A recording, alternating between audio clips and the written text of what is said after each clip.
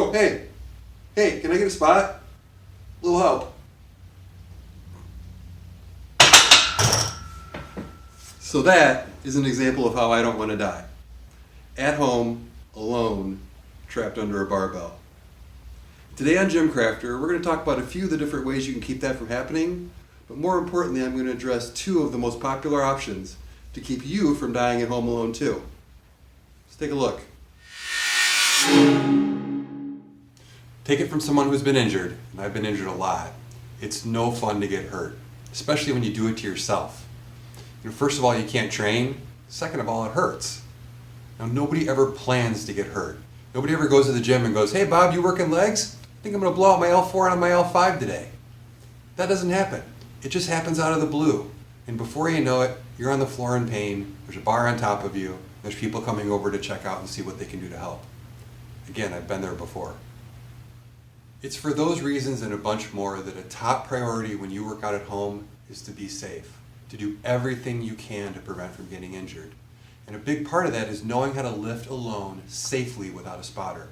In fact, I wrote a whole article about it over on the website, gymcrafter.com/lift-safe. That's gymcrafter.com/lift-safe. Go ahead and check that out. It'll give you 7 really strong habits that you can implement at home that'll keep you from getting injured when you're lifting without a spotter.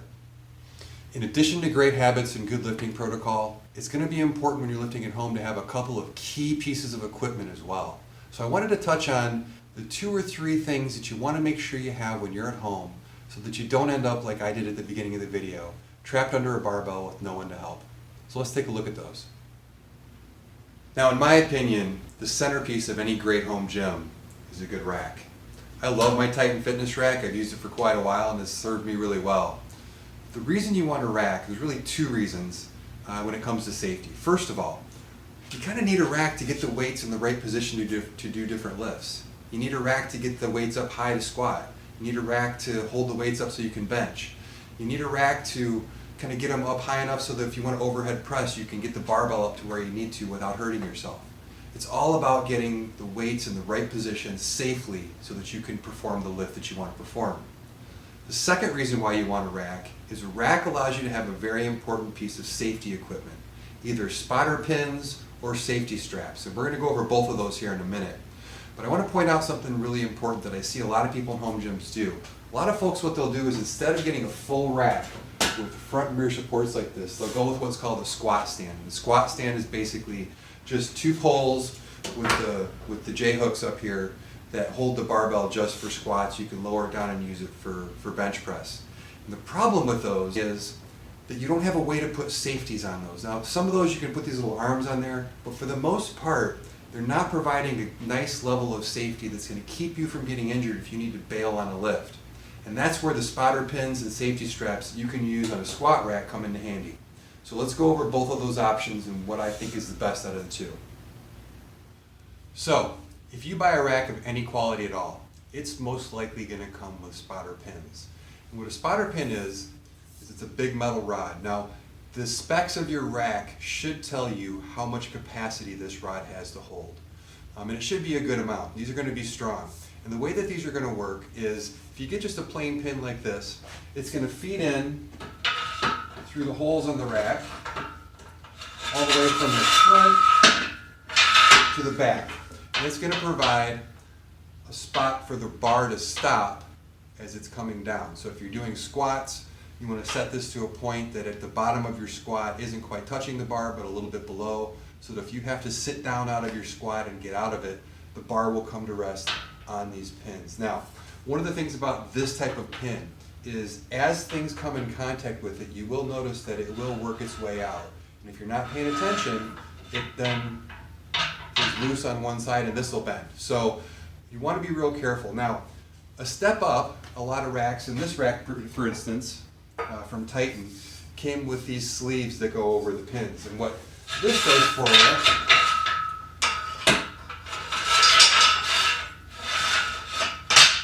is it sits on the pin. No matter how much back and forth friction you get from your bar or from anything that you're using, it's not going to take this pin and make it slide out. So this is a little bit safer. It's also a little bit kind of a bigger surface. Now, aside from safety, one of the things that I like to use these for is I'll actually lift from them. I'm 6'6", so I don't always deadlift from the floor. What I'll do is I'll set these pins a couple notches up so that the bar's 6-8 inches off the ground, and I'll pull from that. So they're not only a good safety, but they're a good lifting accessory too. And if you're doing that where the bar is constantly coming in contact with these pins, if you have these sleeves, make sure and use them. I've been to several people's garage gyms where they got these sleeves, but they just don't like putting them on, so they use the pins. And I gotta tell you, I noticed these things coming out and starting to work their way out. It's kind of a recipe for disaster if you're not paying attention. So it's always best to use these sleeves. Now, all of that said, I gotta be really honest. One of the first things I did when I bought my rack was I bought an accessory for it to replace these pins with something better. It's called safety straps. So let's take a look at those. My preference for safeties actually doesn't lie in the pins. My preference for safeties when I'm lifting alone at home is something called straps or safety straps.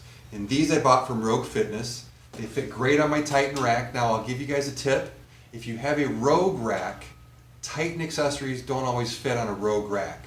But the nice thing about a Titan rack is that both Rogue accessories and Titan accessories will fit on my Titan rack. Now I'll give you a little tip at the end of the video of which straps I think you should buy, but for the time being, at the time I bought my rack, the only straps that were available were these Rogue straps, and they were expensive. They were about a third of the price of my rack itself.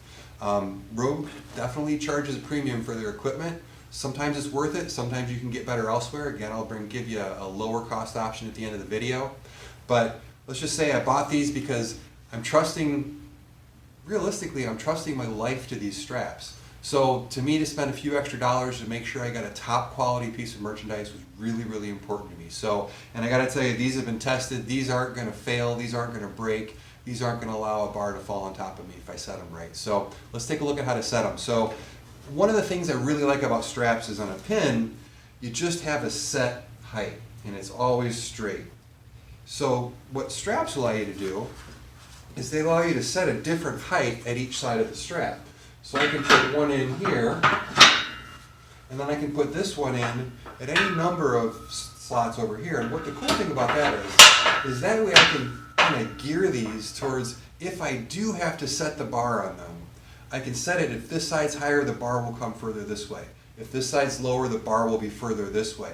They're a lot more flexible than just the pins. They give me a lot more controllability of where that bar can fail. So if I'm on a bench, I don't want the bar failing towards my neck. I want the bar failing towards my chest. So I can set the straps that way. I can put the back higher and the front lower. So you kind of get the idea. That's one benefit of the straps. Another benefit of the straps is by being able to move these up and down one slot at a time instead of both up and down, I can get a lot more dialed in of exactly how low these are. I'll give you a really good example of where this is important. One of the things I've been working on is squatting ass to grass, getting all the way down in my squat and then all the way back up. And to do that, I don't want to get all the way down and then have my bar hit the safety. So I can actually dial this into just below where I need it to be. And it's a nice exact measurement, and I know that if I do have to get out of the squat, I can, and the bar will just kind of sit right where I need it. With the pins, you can't be that exact. Another nice thing is if you do end up hitting the bar on the way down, sometimes I'll set it on the bench and I'll go a little deeper than the straps allow, and it'll hit this. This isn't as jarring of a stop to the bar as the pins are. So there's quite a few different things that I like about the straps as far as how they work as a safety. Now, before I mention that I'll actually lift from the safeties as well. I use these to hold the bar if I'm going to do barbell shrugs. I'll use them to hold the bar if I'm going to squat from above floor level. I'll use them for a couple of different things. And the nice thing for me is working out of the straps, setting the bar down into the strap and back up. It's not as jarring, it's not as harsh of a stop as it is landing on the metal bar of a safety pin. The other nice thing about that is, you know, as you see, I don't have a big gun rack with all kinds of barbells to go through. I have a couple of nice barbells that I really like and that I really use, and I really want them to last a long time. And if you're working out of the straps or you drop your barbell out into the straps, that's not going to damage your barbell. It's not going to eat away at the knurling, it's not going to rub things, it's not going to cause any indentations or imperfections in the bar. Whereas when you're using safety pins, if you're setting the bar, and especially if you drop the bar, you really take the risk of doing damage to your barbell. And I gotta tell you, it's almost worth the extra money to do the straps just to avoid the damage to my barbell alone, because this is one of the things that I did choose to spend some more money on. We'll talk about that in another video. But suffice it to say, there's a lot of benefits of straps over pins. There's a lot more than I've gone over now, and I actually wrote a full detailed article on the website. Just go to jimcrafter.com/straps. That's jimcrafter.com/straps. And you'll see the whole detail of kind of weighing the pros and cons between the pins that come with your rack versus spending money on the straps. Now, speaking of spending money on the straps, like I said, at the time that I bought my Titan rack, Titan had a while ago, some time ago actually, made safety straps. And being the not always up to par quality company that Titan is, the straps got recalled. They weren't doing a good job and they weren't providing a safe safety for lifters. So Titan, good on them. They reached out to everybody, they recalled the straps, but at the time that I needed to buy them, they weren't available. So I spent, I want to say almost $200 on these Rogue straps, and that was a tough pill to swallow. Again, my safety's important, and it's one of my favorite lifting accessories, so I wouldn't do without the straps, but that's a lot of money to spend. Well, I have good news for you. At the time that I'm recording this video, and I'm recording this in March of 2019, Titan has released their new straps. And in fact, on one of my favorite YouTube channels, Garage Gym Reviews, Coop over there does a great review of the new Titan straps. He drops something like 800 plus pounds on them from a position up high, and the straps hold up great. So it looks like Titan did a really nice job. They fixed the quality issues they had in the previous straps, and they've really put out a nice quality product. And the cool thing about it is, depending on which Titan rack you have, and they have straps available for the 2x2, the 2x3, the 3x3 like you see here, all of the sizes of the racks, they've got straps available. The Titan straps are going to run you somewhere between $65 and $135, depending on the size rack you have and the span of your front to rear posts. So that's a far cry from the Rogue Fitness. And I got to tell you, if those had been available at the time that I needed to buy straps, I wouldn't have hesitated. So my recommendation right now, even though I love these Rogue straps, if I had to do it again right now, I would for sure buy the Titan straps and save the money. Hopefully that helps you out. Again, we don't want you to die alone in your garage, trapped under a barbell with nowhere to go. It's really important to make sure that you've got a nice quality rack to lift in, and that you've got some type of a safety mechanism, either straps or the pins that the rack came with. And I can't emphasize enough, just like a seatbelt, these things don't work unless you use them. So it adds a couple extra seconds to my setup for every lift, but I gotta tell you, I use them every single time I lift. And one last note is, a lot of people will say, well, I don't lift heavy enough to get hurt, or, I'm not gonna push myself too far, so I don't really need the safeties. Take it from somebody who's blown out discs in their back a couple of times. The smallest thing, the smallest wrong twist could cause your back to go out, to cause your knee to go out. And if you've got a loaded bar on your back or over your head at the time that that happens, I don't care if you've loaded it lightly or not, you're going to drop that bar or you're going to go to the ground. And it's really, really important to have something in place for your safety to catch that bar when you hit the deck. So again, my back's gone out while I've been under a loaded bar. It doesn't matter. It could have been just a 45-pound unloaded bar. That thing was coming out on top of me. So I can't stress enough the importance. Get something for safety. I prefer the straps. I think you will too. And then use them every single time. So that's all I've got for today. I'm Tim with Gym Crafter.